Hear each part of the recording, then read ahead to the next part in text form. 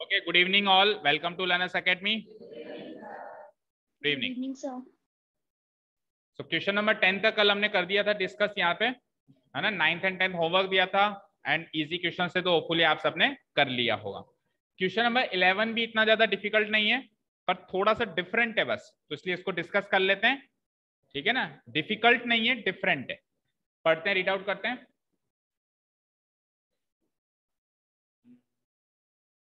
An aeroplane leaves an airport, ये gate लगाओ यार। An aeroplane leaves an airport and flies due north at a speed of 1000 kilometre per hour. एक aeroplane airport से रवाना हुआ और उसने उड़ान भरी नॉर्थ डायरेक्शन में। कौन सी डायरेक्शन में? नॉर्थ डायरेक्शन में उसने उड़ान भरी। और किस स्पीड से भरी? 1000 किलोमीटर पर आवर। इस स्पीड से वो चल रहा है या इस स्पीड से वो गया। एट द सेम टाइम, जिस टाइम पे वो एरोप्लेन उड़ान भरा उसी टाइम पे एक और दूसरा एरोप्लेन है, वो उसी सेम एयरपोर्ट से उड़ान भरता है, बट वो वेस्ट डायरेक्शन में उड़ान भरता है। वो तो नॉर्थ डायरेक्शन में और ये वेस्ट है, और इसकी स्पीड भी ज्यादा है, 1200 किलोमीटर पर आवर है। यहां तक कोई doubt? No. How far apart will be the two planes after 1.5 hours? 1.5 घंटे के बाद वो दोनों प्लेन्स एक दूसरे से कितना दूर होंगे? जब वो उड़ान भर रहे हैं तब एक ही पॉइंट पर हैं, ऐसे मानो। अब एक ही पॉइंट पे एग्जैक्टली तो नहीं हो सकते भाई, एरोप्लेन है, थोड़ा दूर दूर तो खड़े हुए होंगे, लेकिन जनरल बात करें तो मान लो वो एक ही पॉइंट पर है। अगर ये एरोप्लेन इस पॉइंट पे तो दूसरा भी इसी पॉइंट पे। अब दोनों उड़ान भर रहे हैं, एक जा रहा है नॉर्थ में, एक जा रहा है वेस्ट में। एक अलग स्पीड से जा रहा है, एक अलग स्पीड से जा रहा है। आपको बताना है 1.5 घंटे के बाद वो तो जहां भी पहुंचा है और ये जहां भी पहुंचा है, उन दोनों के बीच में कितनी दूरी है, कितनी डिस्टेंस उन दोनों के बीच में। समझ में आया? अब मुझे बताओ, डायरेक्शंस की नॉलेज है सबको? 4 डायरेक्शंस होती हैं, ईस्ट वेस्ट नॉर्थ साउथ। तो बताओ ईस्ट डायरेक्शन कौन सी है? किसको नॉलेज है बताओ? ईस्ट डायरेक्शन कौन सी है? ये ईस्ट है। कभी सुबह को उठते हुए सूरज को उगते हुए देखा ही नहीं है मतलब। ईस्ट डायरेक्शन ये है। ईस्ट के सामने वेस्ट होगी ना सोनाक्षी? ऐसे कह रहा हूं ना, ईस्ट वेस्ट नॉर्थ साउथ। तो अच्छा तरीका है कि शहरों के नाम याद कर लिया करो। Jaipur is in north, Jaipur is in north, Tonk is in south, ठीक है। टोंक इज इन साउथ, जिलाई, जिलाई is in east and Malpura is in west. Malpura है ना सर, मालपुरा अजमेर, ठीक है। इस तरीके से याद कर लिया। अच्छा, अब ये तो हो गई प्रैक्टिकल डायरेक्शंस की नॉलेज। जब अपन बोर्ड पे डायरेक्शन बनाते हैं, बोर्ड पे, तब फिक्स है। तब क्या फिक्स है? तब ये फिक्स है कि ऊपर वाली साइड नॉर्थ, नीचे वाली साइड साउथ। राइट साइड हमेशा ईस्ट होगी एंड लेफ्ट साइड हमेशा। अब ऐसे मत सोचना कि सर ये बोर्ड ऐसे रखें, इसको ऐसे रखें तो डायरेक्शन चेंज हो जाएगी, वो नहीं सोचना है हमको। जब अपन 2D प्लेन पर, ये 2D प्लेन है, जब अपन 2D प्लेन पर किसी कागज पर, स्क्रीन पर, बोर्ड पर अपन डायरेक्शंस ड्रॉ करते हैं, तो ये फिक्स हो गया, हमेशा के लिए फिक्स हो गया कि ऊपर वाली नॉर्थ, नीचे वाली साउथ, राइट साइड में ईस्ट एंड लेफ्ट साइड में वेस्ट। उसका कारण ये कि अभी मैं अगर इंडिया का मैप बनाऊं तो मैं ऊपर ही बनाऊंगा जम्मू कश्मीर को, या नीचे बनाऊंगा? तो ऊपर बनाऊंगा, मतलब ऊपर नॉर्थ, केरल को नीचे ही बनाऊंगा। हमारा राजस्थान वेस्ट में ही आएगा, इस साइड ही बनाऊंगा मैं। उसके फिर लेफ्ट और लेफ्ट में चले जाएंगे तो पाकिस्तान आ जाएगा। और जैसे कि इस साइड कोई स्टेट ले लो, जैसे बिहार, आसाम, उधर के आगे के, तो वो इस साइड ही बनाऊंगा ना। तो इसीलिए ये डायरेक्शंस हो गई फिक्स। यहां तक कोई डाउट? अब साहब एरोप्लेन ने उड़ान भरी, दोनों एरोप्लेन यहाँ है। पहले एरोप्लेन ने कहा उड़ान भरी? नॉर्थ साइड, तो नॉर्थ इधर जाएगा वो। दूसरे ने कहा भरी? वेस्ट कहाँ है? वेस्ट इधर जाएगा। 1.5 घंटे के बाद ऑब्वियसली ये कहीं जाके पहुंचा होगा और ये कहीं जाके पहुंचा होगा, इन दोनों के बीच की दूरी निकालनी। समझ गए? तो हाइपोटेन्यूज की लेंथ निकालनी है, पर अब आपको ये देखना पड़ेगा कि ये डिस्टेंस कितनी है।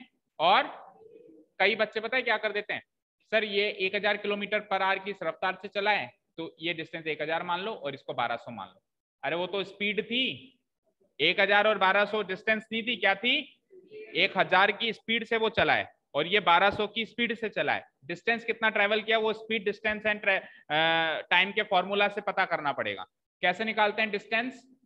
स्पीड इनटू, अब जैसे मान लो इसकी डिस्टेंस निकालनी है तो इसकी स्पीड कितनी है? और कितना टाइम के बाद है, 1.5 घंटे के बाद। 1.5 घंटे को हम 3/2 लिख सकते हैं, 1/2 को क्या लिख सकते हो, 3/2। तो 2 से 1, 2 से 500, तो ये 1500 किलोमीटर चल चुका है 1.5 घंटे में, यानी कि ये डिस्टेंस कितनी है, 1500। उसी तरीके से इसको 1200 से मल्टीप्लाई करेंगे तो ये डिस्टेंस आ जाएगी, फिर ये डिस्टेंस आ गई, ये डिस्टेंस आ गई, हाइपोटेन्यूस 1800 जो भी आएगी। तो हाइपोटेन्यूस की लेंथ हम निकाल लेंगे, इसका स्क्वायर प्लस इसका स्क्वायर का रूट। ठीक है, चलो स्टार्ट करते हैं। क्वेश्चन तो करीब करीब कर लोगे, आर यू श्योर? मैं आंसर जरूर बता दूं। नहीं, कर लेगा कर लेगा। हाँ तो कोई बात नहीं, रात अपनी है पूरी, अभी रात बाकी है। हाँ जी, देखो जवाब अपने आप ही कर लोगे तो फिर आंसर मैं बता देता हूँ, तो आप मैच कर लेना आंसर मैच हुआ कि नहीं। 3/2 इंटू 1000 करोगे तो 500, 500 इंटू 3 15। मान लो वो ओ पॉइंट से, ओरिजिन से स्टार्ट हुए थे, ये एरोप्लेन नंबर ए है, या एरोप्लेन नंबर बी है। अच्छा जी, अब दूसरे ने कितनी तय करी, दोनों 1.5 घंटे ही ट्रेवल करी दोनों ने, और इसने किस स्पीड से ट्रेवल करी, तो 600 इंटू 3, यानी कि ये डिस्टेंस कितनी होगी, 1800, यानी कि दिव्यांग ने सही कैलकुलेट किया था। ठीक है, अब अपने को ये डिस्टेंस निकालनी है, तो पाइथागोरस थ्योरम लगाओगे तो एक तरफ तो रहेंगे भाई साहब हाइपोटेन्यूस का स्क्वायर, और दूसरी साइड कौन रहेगा, बची हुई दो साइड्स के स्क्वायर का सम। अब एलएचएस और आरएचएस में क्या क्या रखें, मिसिंग क्या है इसमें, मिसिंग हाइपोटेन्यूस है, तो जो मिसिंग होता है वो एलएचएस में रहेगा। तो we will put A B square equal to O A square plus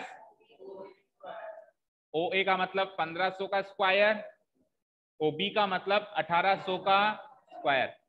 तो 1500 का स्क्वायर कैसे करोगे, 15 का करो 225, और डबल जीरो का 4 जीरो हो जाएंगे, 1 2 3 4। 1800 का स्क्वायर करेंगे, 18 का स्क्वायर 324, 2 3 4। चलो ऐड करो, ये है 22,50,000, ये है 32,40,000, तो ये हो जाएगा 3 और 2 5, 2 और 2 4, 5 और 4 9, 2 3 4, 54,90,000। अब इसका करना है रूट, क्योंकि ये तो ए बी स्क्वायर की वैल्यू आई है, ये किसकी वैल्यू आई है, ए बी। अब यहां से जब ए बी की वैल्यू निकालोगे तो यहां से स्क्वायर हटेगा तो इस पे रूट लग जाएगा, जैसे यहां से स्क्वायर हटा तो 5 4 9 1 2 3 4 टाइम्स 0, इसका मुझे रूट करना है। तो अब मेरा फाइनल मतलब टास्क ये हो गया, ये सॉल्व करना है और मेरा आंसर रेडी है। ऐड सही किया गया, चेक कर लो, 5 और 4 9, 2 और 2 4, सही है। ठीक है, तो अब फाइनल टास्क क्या है, ए बी निकालने के लिए, ए बी की वैल्यू निकालने के लिए रूट ऑफ 5 4 9 4 टाइम्स 0। देखो इसको सिंप्लीफाई करते हैं थोड़ा सा, तो 5 4 9 और उसको लिख सकता हूं मैं इंटू 100, राइट, या फिर सीधे ही लिख लो 10,000। 4 जीरो अलग कर दी मैंने भाई, इसको 10,000 से मल्टीप्लाई करेंगे तो ऊपर वाला नंबर आएगा। अब 10,000 का रूट तो होता है 100, इसका रूट तो 100 होता है ना, होता है नहीं होता है, 100 इंटू 100 करोगे तो 10,000 होगा भाई, 100 इंटू 100 करोगे तो 10,000 होगा, तो 10,000 का रूट 100 हो जाएगा। ठीक है, तो 100 तो आ गए भाई साहब बाहर, अब अंदर कौन बचे, 549। 549 को फैक्टराइज कर सकते हो क्या, 2 से तो ये कटेगा नहीं, 3 से कटेगा, कटेगा, करो चलो फिर 100 तो बाहर बैठा है, इसको पहले बाहर बैठा दिया हमने। 3 से काटेंगे तो कितनी बार कटेगा, 3 1 जा 3, 3 8 जा 24, और 3 3 जा 9, अगेन 3 से कट जाएगा, तो 3 6 जा 18, और 3 1 जा 3, बस दैट्स इट। इसके बाद 61 तो किसी से कटता नहीं है, तो 3 इंटू 3 का भी पेयर हो गया, जिसका पेयर कंप्लीट हो जाए वो बाहर आ सकता है। तो 3 इंटू 3 का पेयर कंप्लीट हो गया तो 3 भी बाहर आ जाएगा, तो 100 तो बाहर पहले ही था, 3 और बाहर आ गया। अब अंदर कौन बचा, आंसर इज 300√61 किलोमीटर। देखना पीछे, सही है, क्योंकि 61 प्राइम नंबर है, इसके और टुकड़े नहीं हो सकते, और फैक्टराइज ये नहीं हो सकता। प्राइम नंबर समझते हो ना, क्या क्या प्राइम नंबर क्या होता है, 1 से क्या डिविजिबल, 1 से डिविजिबल होगा, और खुद से डिविजिबल, जो खुद की शादी में जाएगा और 1 की शादी में जाएगा, और किसी की शादी में नहीं जाएगा, खुद की में तो जाना ही है, तो वो है प्राइम, वो है प्राइम। और जो औरों की शादियों में भी घूमता फिरता दिखाई देता है, जैसे कि 4, अब 4 जो है 4 की टेबल में तो दिखाई देता है, 1 की टेबल, लेकिन 2 की शादी में क्या काम तेरा? अब वो 2 की शादी में भी गया तो तू प्राइम नहीं है, तू क्या है? कॉम्पोजिट है। प्राइम का उल्टा क्या होता है? ठीक है, तो कर लोगे ना स्टेप बाय स्टेप। चलते हैं नेक्स्ट क्वेश्चन की तरफ। कहाँ थे? 11th हो गया, 12th। Two poles of height 6 metre and 11 metre stand on a plane ground. एक प्लेन ग्राउंड है, उस पे दो पोल्स खड़े हैं, एक तो 6 मीटर और एक 11। ठीक है, stand on a plane ground. If the distance between the feet of the poles, इनके दोनों के जो फीट हैं, जो पैर हैं, उनमें कितना डिस्टेंस है? 12 metre. Find the distance between their tops. तो फीट के बीच का दूरी दे रखी है आपको, टॉप के बीच की दूरी चाहिए, यहां से लेके यहां तक की दूरी चाहिए। भाई फीट के बीच की दूरी दे दी, अब भाई नीचे से नीचे की दूरी दे दी, ऊपर से ऊपर वो कितना दूर है वो डिस्टेंस चाहिए, यानी ये डिस्टेंस आपको फाइंड आउट करना है। क्वेश्चन समझ में आया? चलो इसको करते हैं। Let us draw fair figure. Fair figure बनाओ, जैसा भी मैंने बताया था सेम वैसा ही, सॉरी उसमें चलना है अपने को। बनाओ बनाओ। एक पोल ये है, थोड़ा छोटा कर देते हैं इसको। दूसरा पोल ये है, ज्यादा बड़ा नहीं है, 6 और 11 का ही है ना। ये बना दो एक प्लेन ग्राउंड, ठीक है, और इन दोनों के बीच की दूरी हमको निकालनी है। इनके नाम, इनका नामकरण कर देते हैं। एक पोल ए बी, नाम दिया हुआ है क्या वहां पे? नहीं है, तो फिर हम हमारी मर्जी से रख देते हैं A B and C D. ठीक है,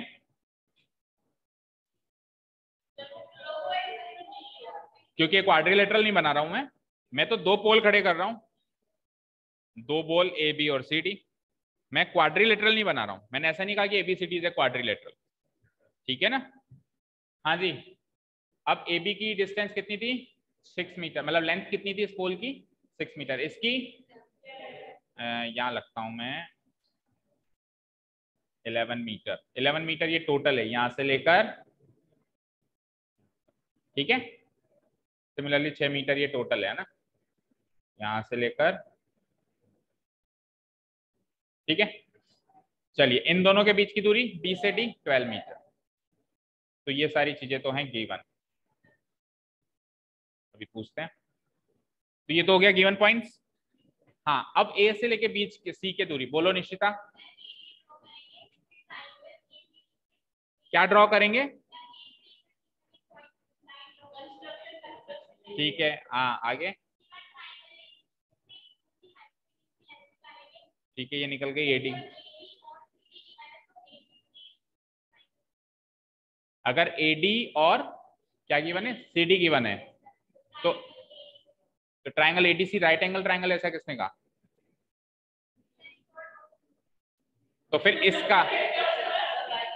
फिर इसका क्या रोल हुआ? एडी का क्या रोल हुआ? वो तो ड्रॉ तो ऐसे हो गया, आप जो कह रहे हो ना एडी ऐसे ड्रॉ करो, वो ऐसे ड्रॉ करो, अब चलेगा काम।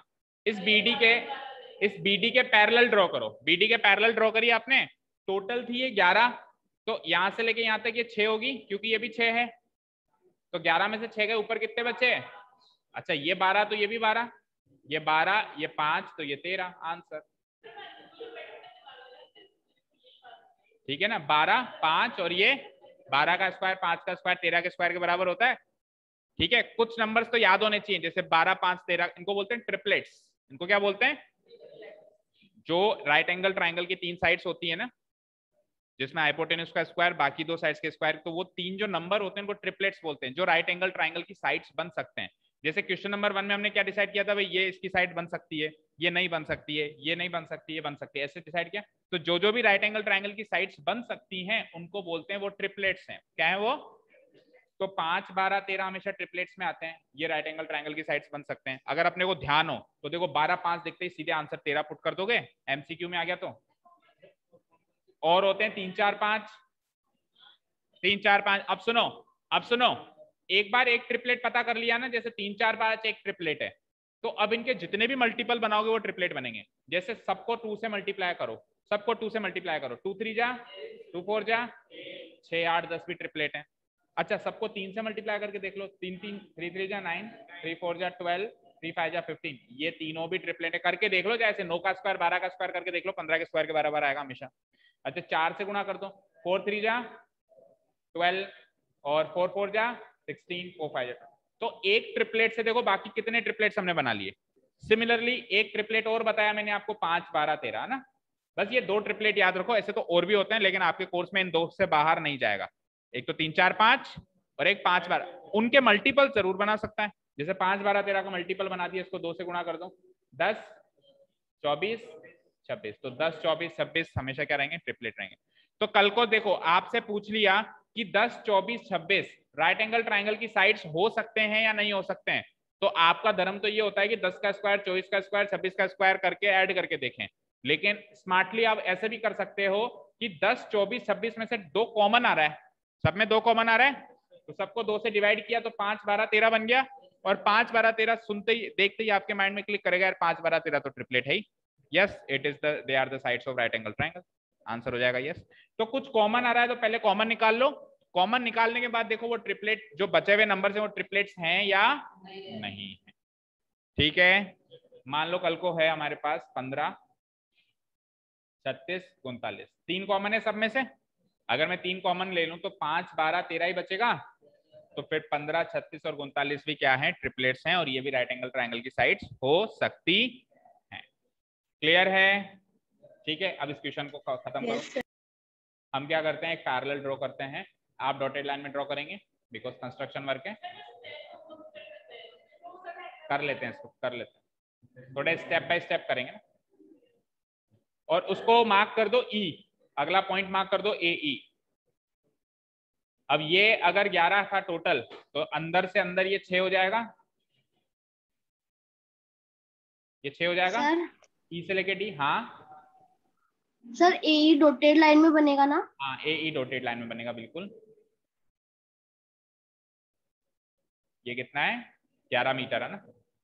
11 में से 6 तो नीचे गया तो ऊपर कितना बचा, यहां से लेके यहां तक कितना बचा, 5 मीटर। ठीक है, और ये 12 है तो ये भी 12 है, अगर बी डी 12 है तो ए ई भी 12 है। आप कहीं भी मार्क कर दो कि ये भी 12 मीटर हो जाएगा। यहां से लेकर थोड़ा सा वहां पे कंजस्टेड हो गया, 12 ही लिख देता हूँ सिंपली, है ना। चलो स्टेप्स लिखते हैं इसके। Here it is given that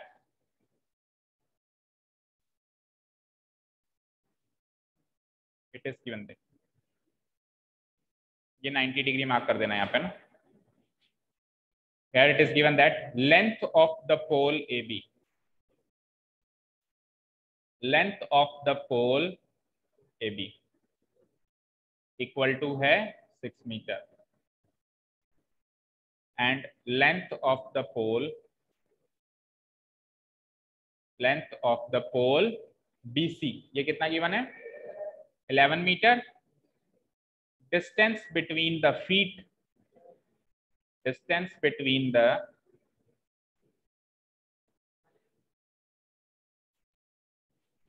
of the two poles, distance between the feet of the two poles। अच्छा डिस्टेंस बिटवीन जो फीट है उसको क्या नाम दिया हमने, बीडी, उसको बीडी नाम दिया है ना।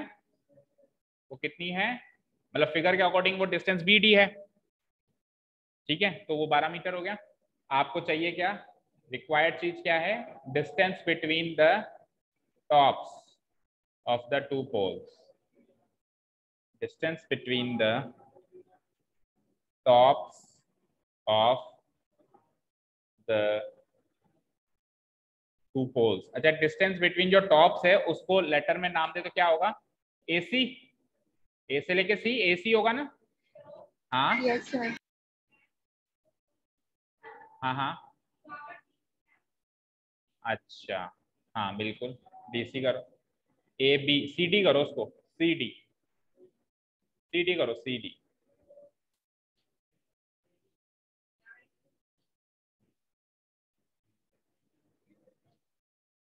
ठीक है, distance between the tops of the two poles यानी कि ए सी, ये मिसिंग है, ये क्वेश्चन मार्क लगाओ, ये आपको निकालना।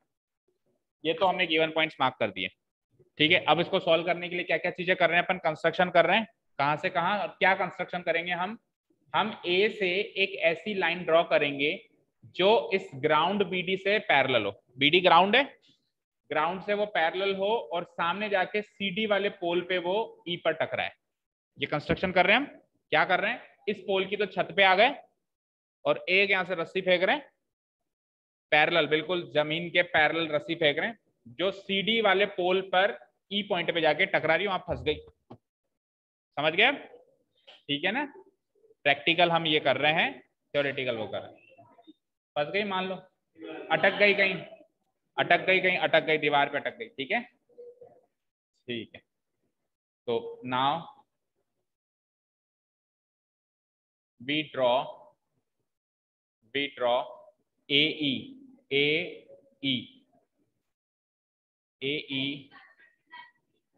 कंस्ट्रक्शन हेडिंग नहीं डाल सकते बिकॉज वो प्रूफ में डालते हैं, वो प्रूफ के क्वेश्चन में डालते हैं। ये तो कुछ वैल्यू फाइंड आउट करने का क्वेश्चन है ना, सिंपली ऐसे लिख दिया। Now we draw AE parallel to, किससे पैरेलल बनाया हमने, BD such that E lies on, सामने वाला पोल क्या है, CD है ना, E lies on CD।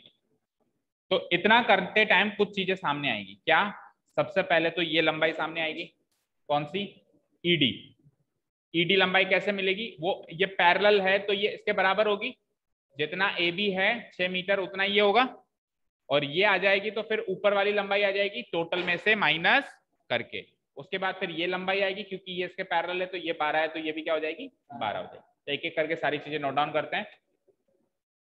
तो नाउ सबसे पहले ED it should be equal to AB, और AB कितना है, 6 मीटर। सो अब ऊपर वाली लंबाई, ED से ऊपर वाली लंबाई क्या बची, CE बची ना, क्या हुआ, टाइम पे नजर ही क्यों जा रही है तुम्हारी, टाइम पे तुम्हारी नजर ही क्यों जा रही है, नजर होनी चाहिए क्वेश्चन पे। CE लेंथ कैसे निकलेगी, टोटल CD लेंथ में से ये ED लेंथ माइनस करके निकलेगी।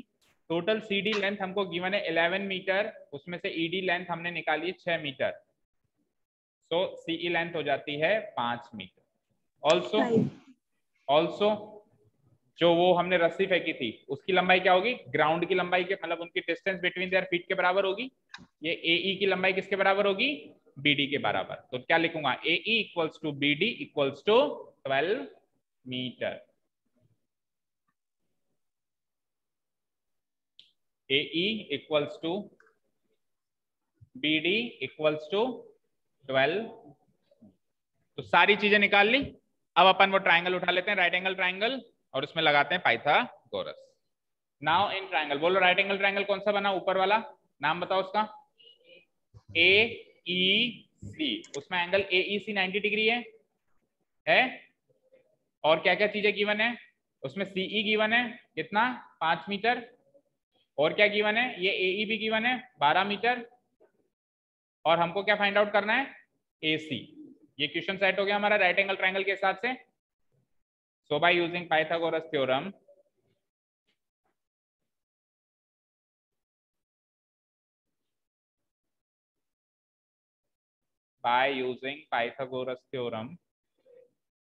we get तो AC फाइंड आउट करना है तो AC को हाइपोटेन्यूज को ही रखेंगे। अब लेफ्ट साइड में जो फाइंड आउट करना है क्या लिखेंगे, AC का स्क्वायर इक्वल टू CE का स्क्वायर प्लस AE का स्क्वायर। तो CE कितना है बेटा, 5 का स्क्वायर करना है, AE कितना है बेटा, 12 का स्क्वायर करना है। कोई प्रॉब्लम तो नहीं है ना, ये 5 12 जैसे मैं बोलता हूँ, इतना तो किसी को प्रॉब्लम,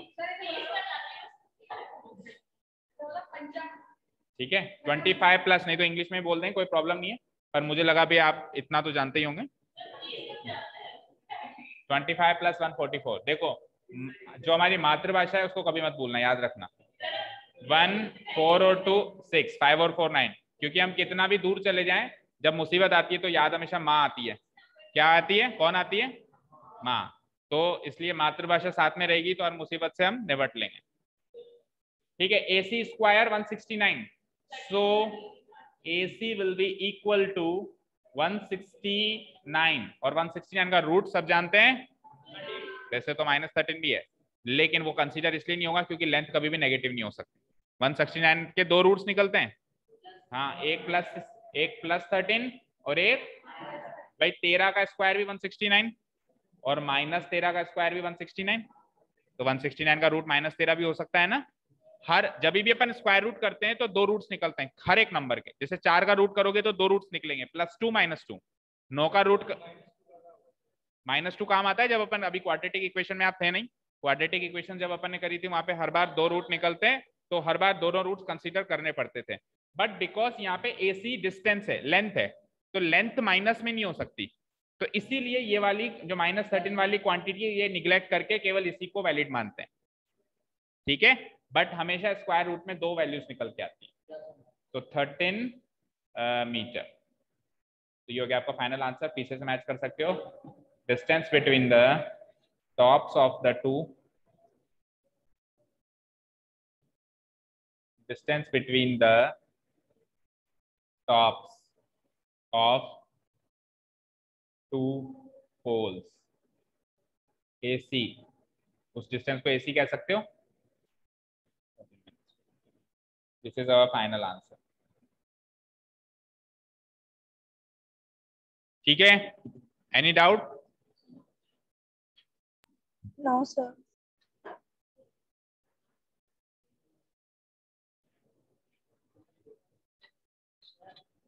बोलो, अभी क्लास के बाद मिलना, ठीक है। किसका चल रहा होगा, क्यों सब लोग उस पर ध्यान दे रहे हो इतना? टाइम जानबूझ के गलत सेट किया है ताकि आपको पता ही ना चले कितना टाइम हुआ है। हाँ, चलो नेक्स्ट क्वेश्चन करते हैं। अरे बच्चे इतना क्वेश्चन में खो जाते हैं कि उनको टाइम का ध्यान ही नहीं रहता, और आप बार बार टाइम पे देखते हैं। चलो ठीक है, देखो कितने क्वेश्चंस बचते हैं, अब 4 और बचते हैं अभी। तो क्वेश्चन नंबर 13 देखते हैं। वो तो वैसे भी बच्चों वाला क्वेश्चन होगा, 16 तक ही मेन। तो 13 देखो, D and E are points on the side CA and CB। ये फिगर इसी का ही है क्या? नहीं, फिगर तो इसका है, नीचे वाले का है। D and E are points on the side CA and CB respectively of a triangle ABC right angled at C। तो फर्स्ट ऑफ ऑल एक राइट एंगल ट्राइंगल है हमारे पास, उसमें राइट एंगल कहाँ बना है? C पे। तो ये A और ये B और ये C। अब इसमें CA साइड पर तो D पॉइंट मार्क करो और CB साइड पर E पॉइंट। तो CA साइड मतलब ये है, इसमें कहीं पर मिड पॉइंट उसने कहा नहीं है, तो कहीं पर भी लो मैंने यहाँ मार्क कर दिया D। और CB साइड पर क्या मार्क करना है? E। तो ये लो मैं यहाँ मार्क कर देता हूँ E, ठीक है। अब क्या क्या चाहिए उसको? AE square. अब देखो क्वेश्चन में वो कह रहा है AE स्क्वायर, तो इसकी वजह से मैं A को E से कनेक्ट कर रहा हूँ। याद रखना ये कंस्ट्रक्शन वर्क नहीं माना जाएगा, जो वो कह रहा है उसकी वजह से AE कनेक्ट हो रहा है ना। कंस्ट्रक्शन वर्क क्या होता है, जो अपन खुद कर रहे हैं उसमें क्वेश्चन में कहीं पर भी गिवन मेंशन नहीं है, ठीक है। BD, B को D से कनेक्ट करो, तो इस AE का स्क्वायर और इस BD का स्क्वायर बराबर होगा AB का स्क्वायर प्लस इसके बाद DE का स्क्वायर। D को E से भी कनेक्ट करना पड़ेगा, फिर इस तरह का फिगर बनेगा। बनाओ, नहीं समझ आया फिगर, कोई बात नहीं, आ जाओ फेयर फिगर बनाते हैं। क्वेश्चन को इंपॉर्टेंट मार्क करो पहले। अब चारों क्वेश्चन इंपॉर्टेंट है जितने भी दिख रहे हैं आपको।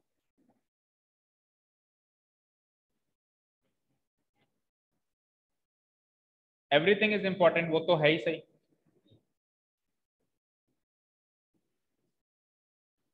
नहीं, अभी पिछले जो 4-5 3-4 क्वेश्चन के मैंने कहा इंपॉर्टेंट, वो नहीं आने को, वो आने के चांसेस हैं। हाँ, इतने इजी आते नहीं आने में, तो देखो ऐसा कुछ भी आ सकता है, बट चांसेस कम। नहीं कोई बात नहीं, ऐसे चलने दो। घुमा के वैसे करना चाह रहे हो क्या? ऐसे कर लो। हाँ, उसके बाद एक लाइन ऐसे है,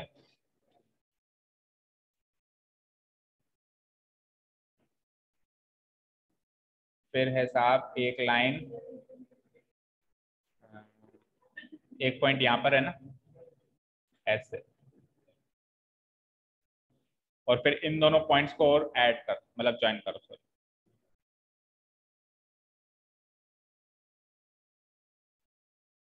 हाँ जी, ए बी और सी पर तो राइट एंगल है ही सही, और डी किस पर है, सी ए पर है क्या, डी यहाँ पर है ना, और ई यहाँ पर है, बनाओ। Yes sir. बन गया, जल्दी बनाओ।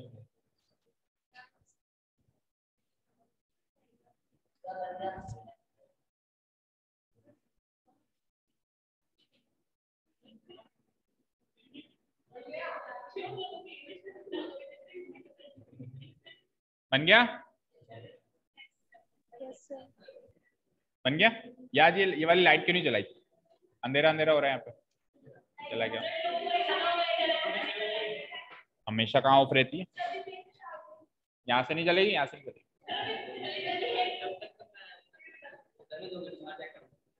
तो हाँ जी, चलो अब मुझे जो मैं पूछ रहा हूँ उसका जवाब दो। यहाँ पे आप कितने ट्राइंगल्स देख पा रहे हो वो नहीं पूछूंगा, कितने राइट एंगल ट्राइंगल्स देख पा रहे हो गिनो। हाँ गिनो गिनो, 2 3 4, गिनो,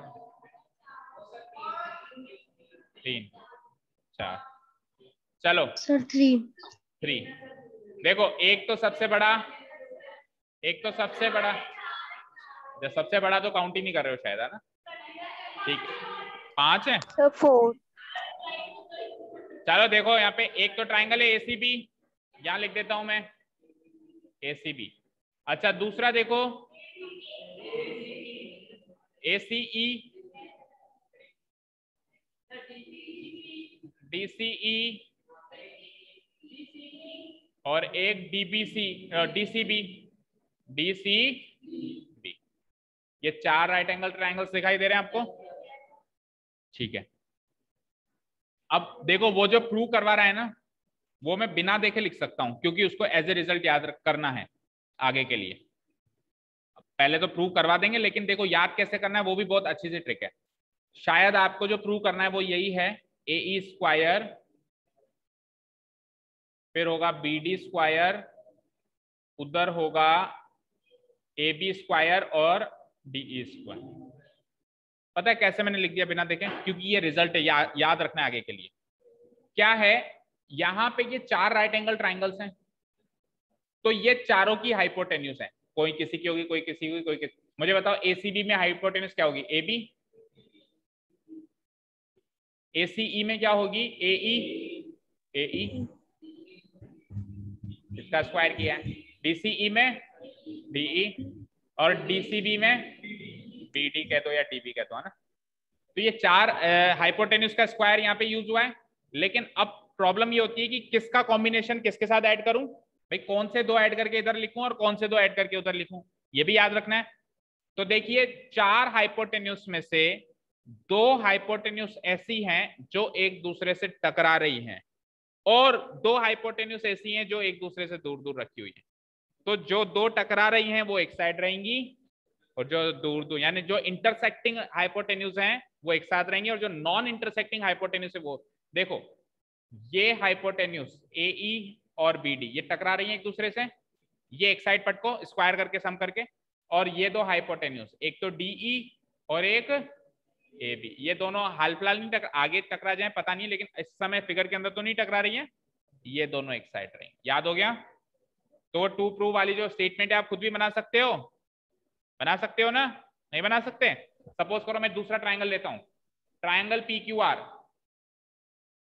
मैं यहाँ पे कोई भी पॉइंट ले लेता हूं, जैसे एस, यहाँ पे कोई भी पॉइंट ले लिया मैंने टी, एक तो एस को टी से ज्वाइन किया, एक टी को एस से किया, और एक टी को आर से।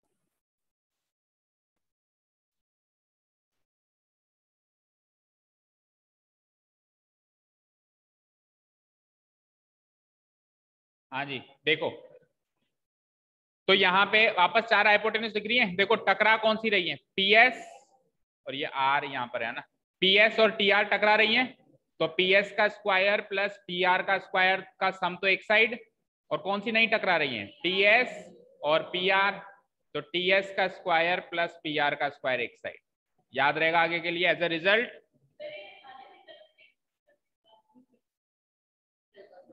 नहीं आया समझ में? मुझे एक चीज बताओ, ये 4 राइट एंगल ट्रायंगल आपने ढूंढे, तो उसकी 4 हाइपोटेन्यूज कौन सी है? एक, ये दूसरे की ये होगी, तीसरे की ये होगी, और चौथे की ये होगी। ये 4 हाइपोटेन्यूज है आपके पास, 4 राइट एंगल ट्रायंगल की। इसमें से ये वाली 2 हाइपोटेन्यूज तो एक दूसरे को छू रही है, इंटरसेक्ट कर रही है, ये वाली और ये वाली इंटरसेक्ट कर रही है ना एक पॉइंट पे, देखो। और ये वाली जो 2 हाइपोटेन्यूज दूर दूर हैं, ये DE और AB, ये दोनों एक दूसरे को नहीं टच कर रही हैं। तो जो नहीं टच कर रही हैं उनका स्क्वायर का सम एक साइड पटको, और जो एक दूसरे को छू रही हैं यानी कि ये वाली और ये वाली, इनका स्क्वायर करके सम करके दूसरी साइड रखना है। और वो जो स्टेटमेंट बनेगा उसको हमको आगे के लिए एज ए रिजल्ट याद रखना है। प्रूव अभी करेंगे कि ऐसा क्यों होता है, ऐसा कैसे होता है, वो प्रूव अभी करेंगे, बट आगे के लिए याद भी रखना है। ठीक है, तो यहाँ पे गिवन पॉइंट्स क्या हैं, प्रूव करते हैं हम। गिवन पॉइंट्स हैं इन ट्रायंगल ACB है, अब की बार ACB। First of all angle ACB क्या है, 90 डिग्री, राइट, पहला गिवन पॉइंट। दूसरा गिवन पॉइंट ये है कि D and E lie on the sides, D किस पे lie करता है, CA पर, एंड E किस पे lie करता है, CP पर रेस्पेक्टिवली। दैट्स इट, बस ये 2 ही गिवन पॉइंट्स हैं हमारे पास। टू प्रूव अब बताओ एंजल, इन 4 हाइपोटेन्यूज में से कौन सी 2 हाइपोटेन्यूज टकरा रही थी? DE और DB टकरा रही हैं, AE और BD, ये AE वाली और ये BD वाली, यही तो टकरा रही है एक दूसरे से, मतलब क्रॉस में कौन सी आ रही है? तो इन दोनों का स्क्वायर का सम तो एक साइड रखो, तो क्या लिखूंगा, AE square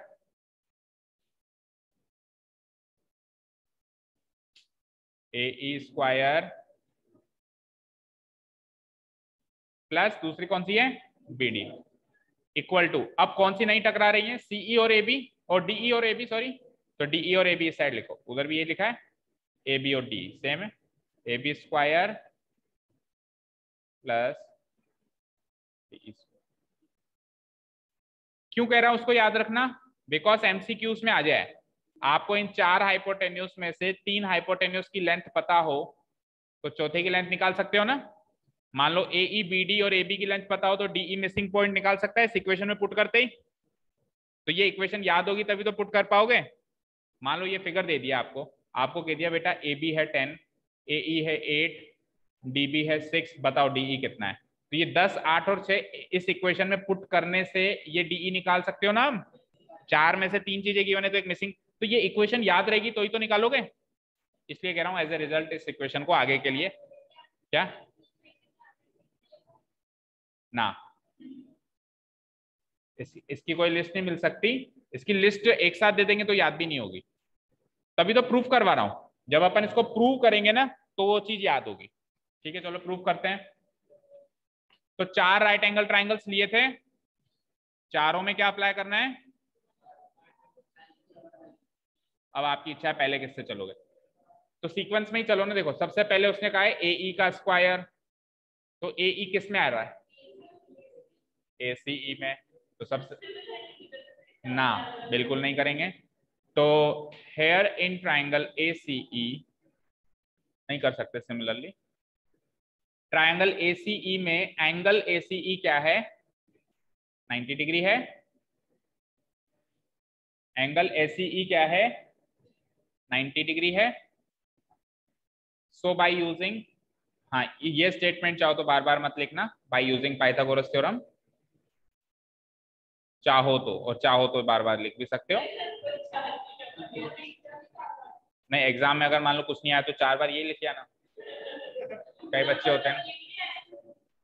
we get by using Pythagoras theorem we get, तो हाइपोटेन्यूज का स्क्वायर यानी कि AE का square will be equal to किस किस का स्क्वायर होगा, AC का स्क्वायर प्लस, लिखो AE square equal to AE square equal to बोलो CE स्क्वायर प्लस AC। ठीक है, इक्वेशन नंबर,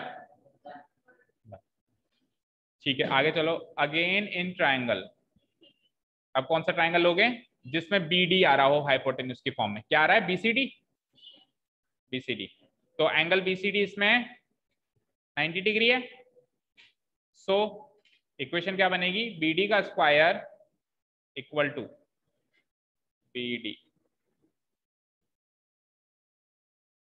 BD का स्क्वायर इक्वल टू, बची दो साइड्स कौन कौन सी है? BC और CD। BC square plus CD square, this is equation number 2। Again in third triangle,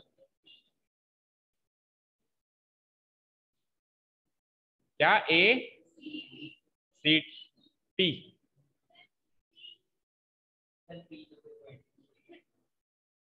ACD, इसमें एंगल ACD क्या है? 90 डिग्री है।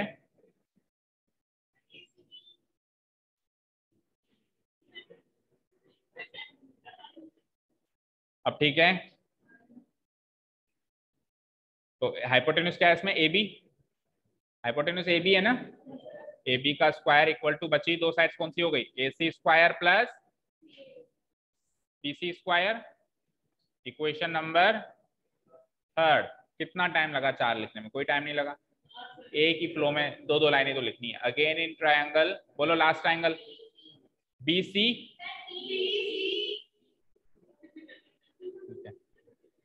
Angle DCE equal to 90 degree.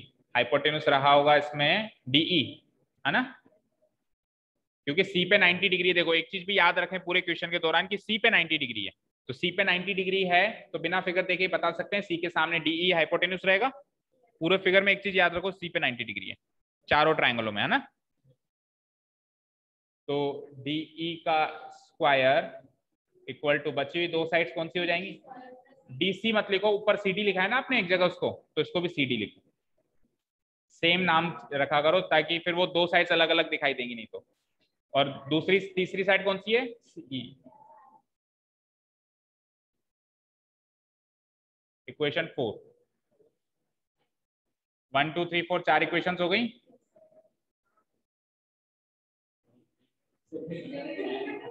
नहीं हुई? ठीक है, अब देखिए LHS बनाने के लिए आपको किस किस को जोड़ना है? AE स्क्वायर और BD square. AE square equation 1 में, BD स्क्वायर इक्वेशन 2 में। तो इक्वेशन 1 और 2 को जोड़ दे तो LHS बन जाएगा, ठीक है। और RHS क्या है? AB स्क्वायर और DE square.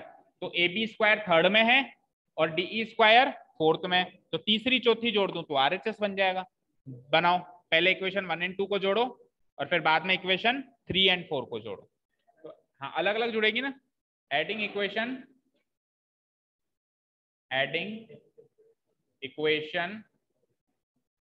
now adding equation 1 and equation 2, we get, तो इक्वेशन 1 एंड 2 के LHS चेक करो क्या है? AE स्क्वायर और BD square, AE square plus BD square. अच्छा RHS में अब क्या होंगे? 4 टर्म्स आएंगे, 2 टर्म्स इक्वेशन 1 से आएंगे और 2 टर्म्स इक्वेशन 2 से आएंगे। इक्वेशन 1 के 2 टर्म्स कौन कौन से हैं? CE स्क्वायर और AC स्क्वायर, और इधर से क्या आएगा? BC स्क्वायर और CD स्क्वायर। तो चारों को ऐड कर दो, CE square plus AC square, CE square plus AC square. हाँ बचे 2 टर्म्स बताओ? BC स्क्वायर प्लस, इसको मार्क कर लो अगली इक्वेशन। 3 4 के बाद क्या हो गई? Equation number 5। अब किसको ऐड करेंगे? 3 एंड 4 को। Again adding equation 3 and equation 4, we will get, तो 3 and 4 का LHS क्या है? AB और DE, है ना। AB square plus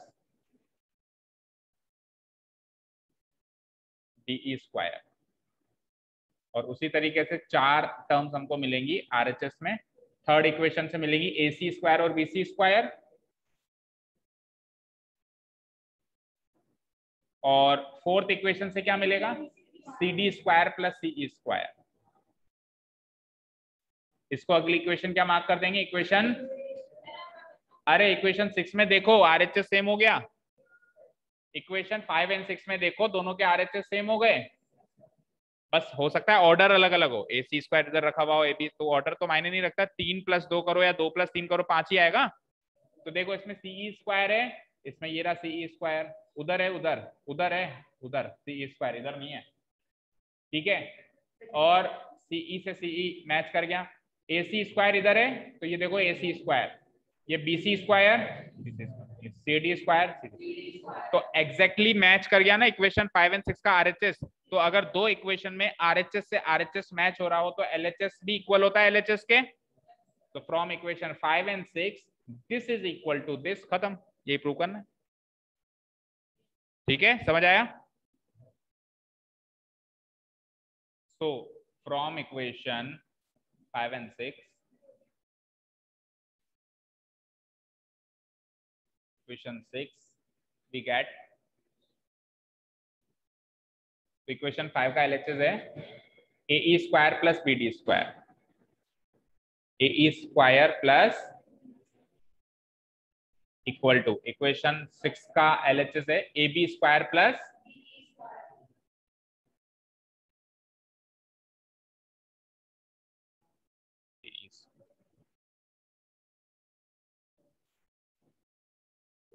hence proof।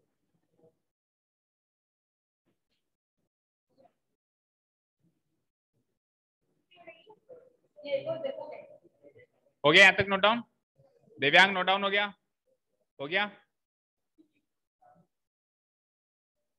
तो क्वेश्चन कितने हो गए आज, बस सर 3। चलो बाकी के 3 कल, मतलब 4 कल, पर कल एनी हाउ ये एक्सरसाइज खत्म होगी। टेस्ट कब लेंगे, कल खत्म करेंगे, परसों डाउट सेशन ले लेते हैं और उसके अगले दिन टेस्ट। क्यों? Thank you so much for listening to us. Have a nice day. Keep learning and bye.